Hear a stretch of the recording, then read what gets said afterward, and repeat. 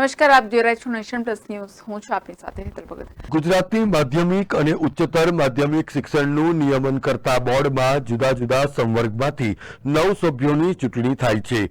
સંચાલક મંડળ, માધ્યમિક શાળાના આચાર્યો, શિક્ષકો, બુનિયાદી શાળાના શિક્ષકો, વહીવટી કર્મચારીઓ, વાલી મંડળ ઉપરાંત બીએડ કોલેજોના આચાર્યોના પ્રતિનિધિઓ ચૂંટાય છે.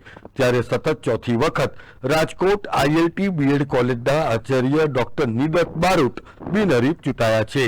ડોક્ટર નિદત બારોટ અગાઉ 25 વર્ષ સૌરાષ્ટ્ર યુનિવર્સિટીના સેનેટ સભ્ય, 15 વર્ષ સિન્ડિકેટ સભ્ય અને 12 વર્ષ એકેડેમિક કાઉન્સિલના સભ્ય અને 9 વર્ષથી શિક્ષણ વિદ્યાશાખાના ડીન તરીકે ચૂંટાયા હતા. ઉત્તર ગુજરાત યુનિવર્સિટીના પૂર્વ ઉપકુલપતિ તરીકે પણ ડોક્ટર નિદત બારોટે સેવાઓ આપી છે.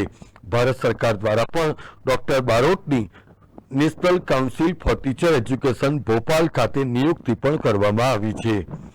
Bureau report, nation plus news, Rajkot. સમાચારોના સતત અપડેટ મેળવવા માટે અમારી નેશન પ્લસ ન્યૂઝની યુટ્યુબ ચેનલને સબસ્ક્રાઇબ કરો, બેલ આઇકન દબાવો અને જોડાયેલા રહો ફેસબુક, ઇન્સ્ટાગ્રામ અને ટ્વિટર પર.